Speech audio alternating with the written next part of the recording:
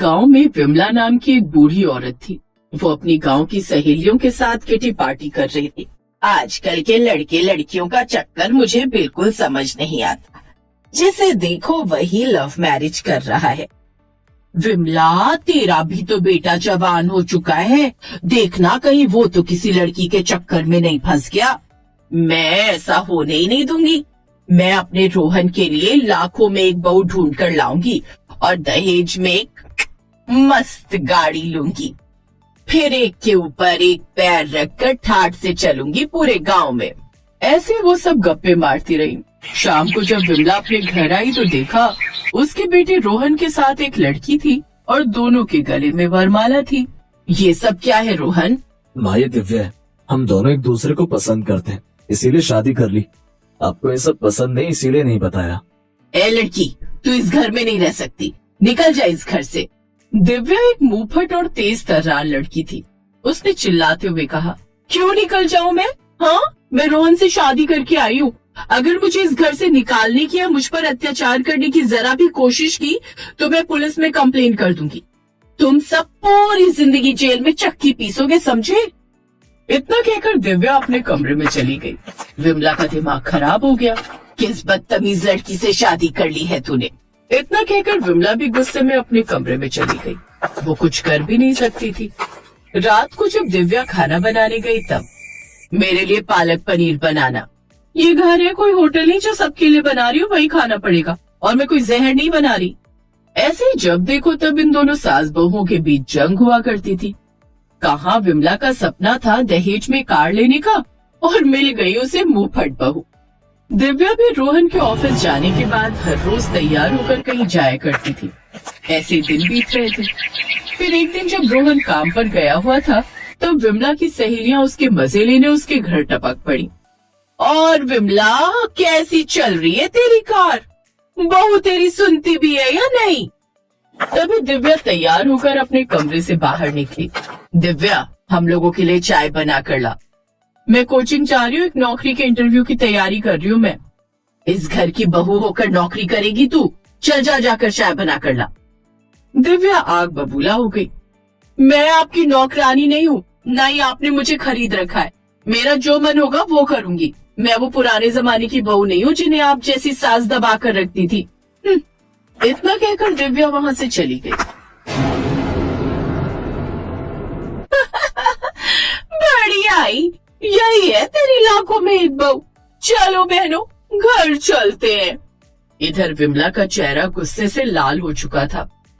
किस्मत ही खराब है मेरी, जैसा सोचा था वैसा कुछ भी नहीं हुआ। ना ही दहेज में गाड़ी मिली और ना ही पैसे। क्या फायदा हुआ शादी करने का? इस चुड़ैल को तो इस घर से निकालना ही होगा। अगले दिन रोहन के काम पर जाने के बाद विमला गांव में किसी पंडित जी से मिली। पंडित जी, आपसे तो कुछ छुपा नहीं है, आप तो सब जानते हो। मुझे बस कोई अच्छी सी लड़की ढूंढ कर दे दो जिससे मैं अपने बेटे की फिर से शादी करूंगी और उस डायन को बाहर कर दूंगी। आपके बेटे के लिए एक लड़की है? ठीक है पंडित जी, आप इसे मेरे घर भेज देना। विमला अपने घर आकर बैठी ही थी कि थोड़ी देर बाद पंडित जी द्वारा भेजी हुई लड़की रागिनी आ गई। अरे आओ आओ, आराम से बैठो। तुम इस घर की बहू बनने वाली हो। सामने किचन है, हम दोनों के लिए चाय बना कर लाओ। शर्माओ मत, तुम्हारा ही घर है। जी माँ जी। रागिनी चाय बनाने लगी। दिव्या ये सब बहुत देर से सुन रही थी। वो गुस्से में किचन में गई और ये मेरा किचन है, किसी अनजान को यहाँ परमिशन नहीं है, निकल यहाँ से। मुझे माँ जी ने बुलाए है, इस घर की होने वाली बहू हूँ मैं। ऐसे दोनों के बीच लड़ाई झगड़ा होने लगा। एक दिन तो हद ही हो गई। दिव्या, तू अब इस घर से निकल जा। तुझे न ढंग से बात करनी आती है न इज्जत करनी आती है। मैं रोहन की शादी रागिनी से कराऊं, तू निकल जा। ठीक है, अगर रोहन इससे शादी करने को तैयार है तो मैं निकल जाती हूँ इस घर से। दिव्या उसी वक्त गुस्से में घर से बाहर चली गई। विमला बहुत खुश हुई। अच्छा हुआ चली गई, अब मैं आराम से तेरी शादी रोहन से कराऊंगी। शाम को जब रोहन घर आया तो उसे दिव्या नहीं मिली। अरे किसे ढूंढ रहा है तू? तेरी दिव्या ये घर छोड़कर चली गई, लेकिन तू टेंशन ना ले, मैं तेरी शादी इस लड़की से कराऊंगी। मुझे किसी से शादी नहीं करनी, मैं जा रहा हूँ दिव्या को ढूंढने। रोहन अपनी बीवी को ढूंढने चला गया। रात को इधर विमला और रागिनी गप्पे मारने लगी। माँ जी, मुझे नींद आ रही है, मैं सोने जा रही हूँ, आप भी सो जाइए। मुझे नहीं लगता रोहन जी इतनी जल्दी आएंगे। सही कह रही है तू, बड़े दिनों बाद सुकून की नींद सो पाऊंगी मैं। विमला अपने कमरे में जाकर सो गई। कुछ देर बाद अचानक बर्तन गिरने की आवाज से विमला की नींद खुल गई। अभी भी कुछ अजीब सी आवाजें आ रही थी। ये आवाजें कैसी, कहीं चोर तो नहीं घुस आया, देखना पड़ेगा। विमला दबे पांव आई तो देखा रागिनी घर का सामान चोरी कर रही थी। रागिनी, तू ये क्या कर रही है? तभी रागिनी ने बेलन उठाकर जोर से विमला की खोपड़ी पर मारा और भाग गई। विमला के सर पर गहरी चोट आ गई। विमला बेहोश हो गई। थोड़ी देर बाद रोहन और दिव्या वापस आ गए। विमला को इस हालत में देखकर दोनों हैरान हो गए। माँ जी को तुरंत हॉस्पिटल ले जाना होगा, इनके सर पर गहरी चोट लगी है। रोहन और दिव्या विमला को हॉस्पिटल लेकर गए। करीब 2 घंटे बाद उन्हें होश आया। सारी रात वहीं गुजर गई। आप ऑफिस जाओ, मैं माँ जी के पास हूँ। रोहन को अर्जेंट काम था, इसलिए वो काम पर चला गया। 4-5 दिनों तक दिव्या ने विमला की उस हॉस्पिटल में खूब सेवा की। अब उसके घाव भी भरने लगे, पर अभी तक ना ही दिव्या विमला से बात कर रही थी और ना ही विमला दिव्या से। एक रात, देखा माँ, आपको दिव्या पसंद नहीं थी, पर उसी ने आपकी सेवा की। जब से आप यहाँ भर्ती हो तब से वो कहीं नहीं गई, और जिसको आप लेकर आई थी वो चोर निकली। मुझे माफ कर दे बहू, आज से तू ही मेरी बहू है। माँ जी, आज आप डिस्चार्ज होने वाली हैं, पर इसके अलावा एक और खुशखबरी है। मैं जिस नौकरी की वजह से परेशान थी ना, उस नौकरी के लिए लाखों लोगों ने अप्लाई किया था, पर उन लाखों लोगों में से कंपनी ने मुझे चुना है। मुझे कुछ एडवांस मिला था, तो डाउन पेमेंट करके मैंने कार ले ली है। रोहन आज उसी कार से आए हैं। आज मैं आपको अपनी कार में घर ले चलूंगी। विमला की आंखों से खुशी के आंसू छलक पड़े। दिव्या अपनी सास को कार में बिठाकर गांव पहुंची। उसकी सारी सहेलियां उसे बड़े ही ध्यान से देख रही थी। ये खुशी विमला से बर्दाश्त नहीं हुई। वो जैसे ही कार से बाहर निकली, उसने दिव्या को गले से लगाया और जोर जोर से रोने लगी। रोहन ये नजारा देखकर बहुत खुश हो रहा था। अरे, अब क्यों रोती है विमला? तेरा कार वाला बरसों पुराना सपना तेरी बहू ने पूरा कर दिया है। अब हर रोज ठाट से घूमना इस गाड़ी में। उस दिन के बाद रोहन, दिव्या और विमला खुशी खुशी एक साथ रहने लगे।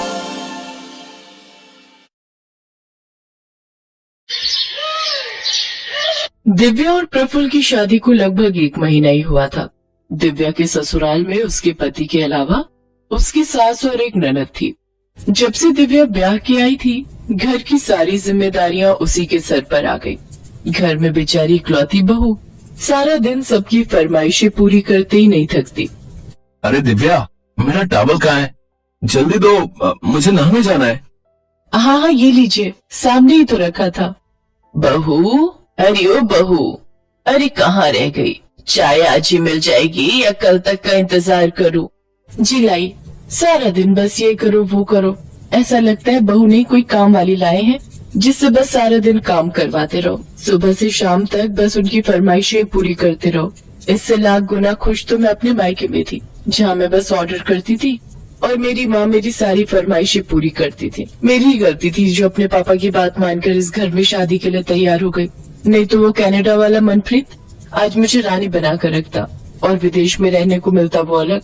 हाय मेरी किस्मत, यहीं आकर फंसना था मैंने। अरे, चाय पिलाने का मन नहीं है क्या बहू? लाई मम्मी जी, ये लीजिए आपकी चाय। इसके बाद दिव्या किचन में जाकर खाना पैक करने लगती है। तभी उसकी ननद नैना किचन में आती है। भाभी, अगर मेरा लंच पैक हो गया हो तो दे दो, मुझे कॉलेज के लिए देर हो रही है। हाँ नैना, बस 2 मिनट, ये लो। नैना टिफिन लेकर वहाँ से चली जाती है। दिव्या सारा दिन अपने ससुराल वालों की खुशियों का ख्याल रखती, लेकिन अंदर ही अंदर कुढ़ती भी रहती। एक ये महारानी, पता नहीं कब इसकी शादी होगी और कभी अपने ससुराल जाएगी। माँ ने कहा था बेटी बस कुछ दिन झेल ले, इसके बाद तो ब्याह कर चली जाएगी, लेकिन पता नहीं कब इसकी शादी होगी और कब ये यहाँ से जाएगी। ऐसे ही कुछ दिन बीत जाते हैं। अब नैना अपनी ग्रेजुएशन पूरी कर लेती है और उसके घर वाले उसकी शादी के लिए लड़का देखना शुरू कर देते हैं। एक रोज संडे वाले दिन नैना अपने चेहरे पर ब्लीच लगाकर बाहर आती है। तभी उसकी माँ कमला उससे कहती है, वाह मेरी रानी बिटिया, अपना कितना ध्यान रखती है। बस अपने चेहरे को ऐसे ही चमकाती रहे, फिर देख तेरी माँ तेरे लिए क्या राजकुमार ढूंढ कर लाएगी। राजकुमार? आगे चलकर इसने भी मेरी तरह काम वाली बनना है। वैसे आशा बहन ने अपनी नैना के लिए एक बढ़िया रिश्ता बताया है, परसों लड़के वाले इसे देखने आ रहे हैं। क्या सच में माँ? मेरी छोटी सी बहन कब इतनी बड़ी हो गई, पता ही नहीं चला। लड़के वाले? अरे वाह, ये तो बहुत अच्छी बात है। अब नैना की शादी हो जाएगी। चलो अच्छा है, कम से कम इससे जान तो छूटेगी और मेरा काम तो कम होगा। कुछ देर बाद नैना अपना चेहरा धोकर आती है तो उसके चेहरे पर लाल रंग के बड़े बड़े धब्बे उभर आते हैं। वो जोर से चिल्लाते हुए बाथरूम से बाहर आती है। ओह नो, ये मेरा चेहरा, ये मेरे चेहरे को क्या हो गया? सत्यानाश, परसों तुझे देखने लड़के वाले आ रहे हैं और तू है कि अपना पूरा चेहरा जलाकर बैठ गई। अरे लड़के वाले तुझे ऐसे देखेंगे तो झट से ना कर देंगे। ओह गॉड, अब क्या करें? आप टेंशन मत लीजिए, ये जरूर इसे ब्लीच से एलर्जी हुई होगी। मैं अभी इसके चेहरे पर मुल्तानी मिट्टी लगा देती हूँ, साथ ही बर्फ से सिकाई कर देती हूँ, कल तक ठीक हो जाएगा। इसके बाद दिव्या मुल्तानी मिट्टी का पैक बनाकर नैना के चेहरे पर लगा देती है। इसके बाद वो अपने कमरे में जाकर अपनी माँ को फोन करती है और कहती है, ओफो माँ, ये अच्छी बहू बनने का ड्रामा ना अब मुझसे और नहीं होता। और तुमने तो कहा था कि तेरी ननद शादी करके चली जाएगी तो फिर इस घर पर तेरा ही राज होगा, पर अब तो शादी को 4 महीने होने को आ गए, लेकिन ये तो अभी तक इसी घर में पड़ी है। और तो और अपना सारा मेकअप तक मैंने इसे देकर रखा है ताकि ये सुंदर दिखे और इसकी शादी हो। हाय मेरी नाजुक बच्ची को वहाँ जाकर कितना काम करना पड़ रहा है। तो चिंता मत कर, तेरी ननद की शादी हो जाएगी तो फिर तो तेरा ही तेरा राज है उस घर पर। अच्छा माँ, अब मैं फोन रखती हूँ और जरा देख कर आती हूँ उस महारानी का चेहरा ठीक हुआ भी या नहीं। दिव्या जाकर देखती है तो नैना का चेहरा पूरी तरह ठीक हो चुका होता है। थैंक यू भाभी, आपके हाथों में तो जादू है जादू। हाँ मेरी प्यारी ननद, अब तुम देखना मैं तुम्हें परसों कैसे तैयार करती हूँ। जब लड़के वाले आएंगे तो वो सब तुम्हें देखते ही रह जाएंगे। और आखिर वो दिन भी आ जाता है जिस दिन लड़के वाले नैना को देखने आते हैं। उस दिन दिव्या सुबह तड़के उठकर ही घर की साफ सफाई में लग जाती है। रामू, जल्दी से सभी पर्दे, बेडशीट और सोफा कवर, टेबल कवर बदल दो। और हाँ, इसके बाद सभी खिड़कियां दरवाजे अच्छे से साफ कर दीजिए और घर में एक भी जाला नहीं दिखना चाहिए। उसकी आवाज सुनकर सभी घर वाले भी उठ जाते। दिव्या, तुम इतनी सुबह सुबह क्यों उठ गई और ये कारखाने से रामू को क्यों बुला लिया? देखिए जी, आज मेरी इकलौती ननद को लड़के वाले देखने आ रहे, तो उनकी खातिरदारी में कोई कमी ना रह जाए, इसलिए रामू को भी अपनी हेल्प के लिए बुला लिया। और आज रामू किचन में भी मेरी मदद करेगा, तो आज सारा दिन वो यहीं रहेगा। सचमुच बड़े ही भाग्यशाली हैं हम बहू, जो तुम इस घर में आई। सच में भाभी, भाभी हो तो आपके जैसी। अरे नैना, तुम क्यों इतनी जल्दी उठ गई? तुम अपनी नींद पूरी लो, तभी तो फ्रेश रहोगी और तभी तो चेहरे पर रौनक आएगी। सारा काम मैं खुद देख लूंगी। सारा काम निपटा कर दिव्या नैना को अपनी अच्छी सी साड़ी पहनाकर और उसका मेकअप करके तैयार कर देती है। साथ ही उसे अच्छे से सब समझा देती है कि किस सवाल का क्या जवाब देना है। दिन के समय लड़के वाले आ जाते हैं। दिव्या उनके सामने खाना परोसते हुए कहती है, ये लीजिए, ये सब नैना दीदी ने अपने हाथों से बनाए हैं। बहुत ही टैलेंटेड है ये। सुबह 5 बजे से उठकर तैयारियों में लगी हुई थी। खाना तो क्या लाजवाब बनाती है। अब सचमुच खाना तो बहुत ही अच्छा बना है भाई। अच्छा नैना, अपने बारे में कुछ बताइए, आपको क्या पसंद है और क्या नहीं? इसके बाद नैना वही बोलती है जो दिव्या ने उसे कहा होता है। जी, जो मेरे मायके वालों को पसंद है वो हर चीज मुझे पसंद है, और शादी के बाद मेरे ससुराल वालों को जो पसंद होगा वही मेरी पसंद होगी। सचमुच क्या संस्कार है भाई। इसके बाद लड़के वाले रिश्ता पक्का करके चले जाते हैं। दिव्या अपने कमरे में जाकर अपनी माँ को फोन मिलाती है। मम्मी, फाइनली रिश्ता पक्का हो गया। हाश, सचमुच बड़ी संतुष्टि मिली आज। इसके बाद दिव्या अपने पंडित को पैसे देकर इसी महीने में मुहूर्त निकालने को कहती है। पंडित बिल्कुल वैसे ही करता है। इसके बाद तो दिव्या की खुशी का ठिकाना नहीं रहता और वो खुशी खुशी सारी जिम्मेदारी अपने ऊपर ले लेती है। नैना के लिए शॉपिंग से लेकर उसके पार्लर तक, मेहंदी वाले से लेकर डीजे वाले तक, सबका इंतजाम वो कर लेती है। दिव्या उस दिन बहुत खुश थी। वो हर जगह अपनी ननद के साथ थी। अगली सुबह नैना की विदाई हो जाती है। नैना की शादी के 2 दिन बाद दिव्या काफी उदास अपने कमरे में बैठी थी। तब उसका पति प्रफुल्ल उससे कहता है, क्या हुआ दिव्या, तुम इतनी उदास क्यों हो? प्रफुल्ल, मैं हमेशा सोचती थी कि नैना जल्दी से ब्याह कर अपने ससुराल चली जाए, लेकिन अब जब वो चली गई तो उसके बिना ये घर कितना खाली हो गया। ऐसा लग रहा है मानो मुझसे मेरी बहन बिछड़ गई हो। इसके बाद प्रफुल्ल हंसते हुए उसे गले लगा लेता है। वो कहते हैं ना कि किसी की अहमियत उसके जाने के बाद ही पता चलती है। दिव्या के साथ भी कुछ ऐसा ही हुआ। नैना की शादी के बाद उसे अपनी ननद की अहमियत समझ में आई।